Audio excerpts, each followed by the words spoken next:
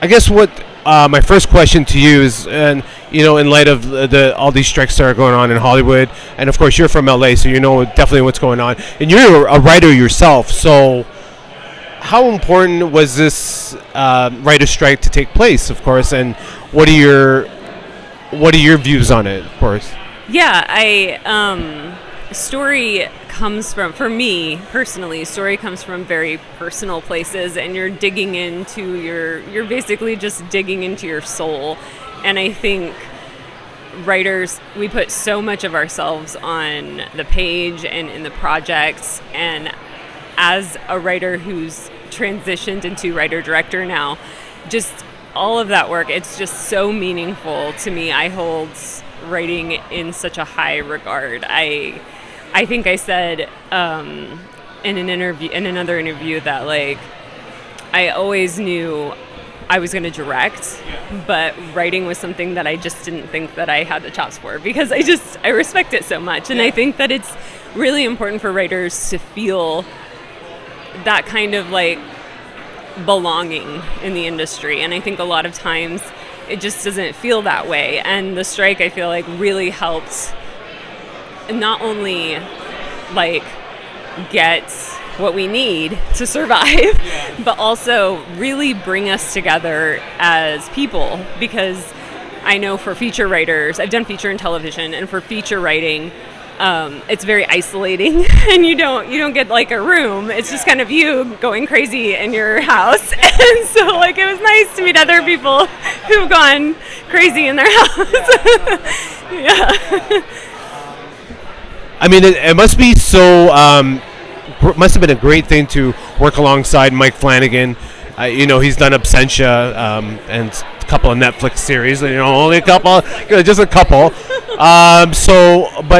What has he taught you, and what did you learn about yourself through working with him? Yeah. I think Mike, when I was in the Midnight Mass writers room, I'd never been in a television writers room. It was like my first. Oh, you're hired.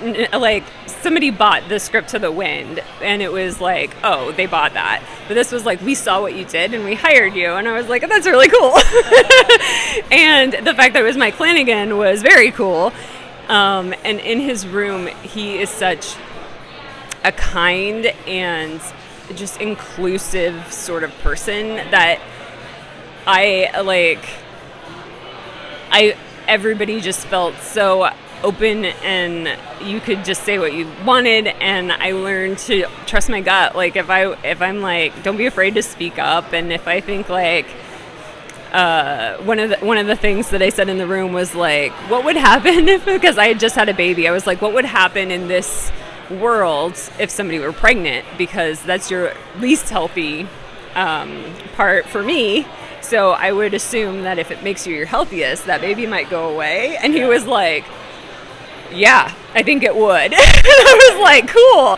So just like no matter how weird or how whatever it is, just like trusting, like, hey, throw it out there, see what happens, see what it comes of. And I think that like that's just, it was very affirming to me, because I do kind of just follow those weird threads with this movie and the way, and like everything, and see where they unravel at, and just having that sort of like, yeah, like let's do that, like let's go there, was just really great. And he's just, again, like, what a kind person.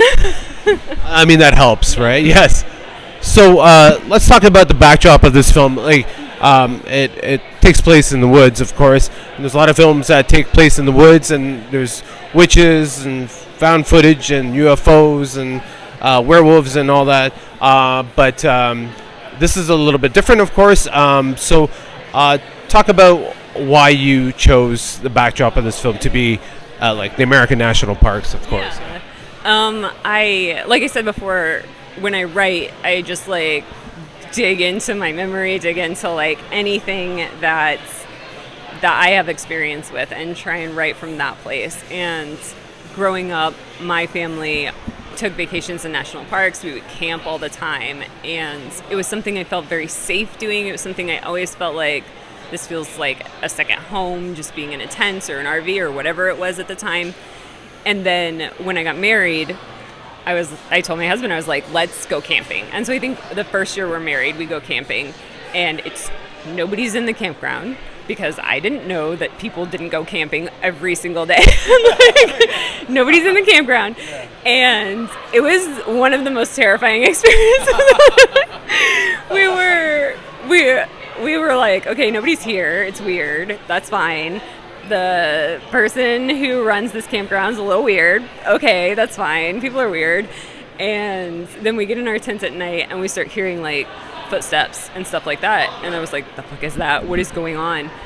And it turns out there was just a shit ton of raccoons who were just trying to get... I was like, this doesn't feel safe. So we cut our camping trip short, and that's not the last time we've been camping, but the last time we went camping alone together. We were like, let's make it more of like, camping should be like a really big group activity. So we were making lots of noise, and raccoons don't try and get in your tent. But tents are very scary to me, especially after that. You saw in the movie, there's a tent and a shadow that comes, a couple shadows, I guess. And those were the raccoons for me. Like, they're just constantly just like, I got that second here, let's get it out and share it with other people. So, talk about your lead actress, Georgina Campbell. She does like such an amazing job carrying this film, of course.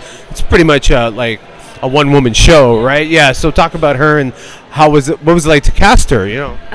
I had seen Georgina in an episode of Black Mirror, and she just made me feel like it was really happening to her. She has such a grounded presence, and just like no matter what she's doing, I feel like that character is doing that. And it was so important for me that Lennon feel like a real person, because I'm gonna take you on some really weird twists and turns, and I don't want to feel the acting. I want to feel that this person exists, so that you can go with me on this. And she just nailed it. Like, she just came in and was like, I told her that I was like, this is what I want. I want her to be real, and like. She went, and we did it, and it was amazing. She's incredible. That's so amazing. You know what I found about your film? Like, a lot of the more terrifying things happen during the day rather than at nighttime. So can you explain that sort of like aspect of your film, of course? As a horror writer, director, I am always looking for ways to subvert my genre and for ways to like have new scares or something different or see something different. That's what I look for when I go see a horror movie. I want to see something I haven't seen before, or I want a story that's really surprising, and I definitely want to be scared, but I also don't want to see it coming. And so like the stuff in the daytime, I was just like the scariest thing to happen to you would be something in the daytime, because at night you're kind of, your guard's up and you're whatever, but like if you're just on a beautiful hike in a beautiful place and then you hear the crack of a branch and you turn around and you think something ducks behind a tree, like, oh my God, what are you gonna do? Like, you can see nobody's sneaking up on you, we're in broad daylight. Like, yeah, just trying to bring something new, trying to scare people in new ways and make it fun and not give them the safety of the daylight, because a lot of times in horror movies, that's when we have our setup, that's when we have our like emotional story beats, and then at night it's like, oh, it's nighttime now, guys, we're gonna do it, and like that's all signaling to like we're just used to that sort of pattern. And so like trying to bring scares into the daytime, trying to bring stuff into the light, I think is new and unsettling and a different way to do it. So how does it feel to be here at the Toronto After Dark Film Festival with your film, of course? Oh, it's so exciting. I love Toronto. I was here with the Wind at TIFF in 2018, and just really, like, it was the first movie I was ever a part of. It was the first festival I'd ever been to. I was so, like, inexperienced with everything, and it was such a warm and welcoming city, and I felt so comfortable in that very weird moment of my life. And I just like, as soon as we heard that we got in, I was like, that will be a fun one to go to. Like, I really want to go to that one. Teresa, thank you so much for your time. Of course, thank you so much. Watch the film. I hope you like it. Thank you.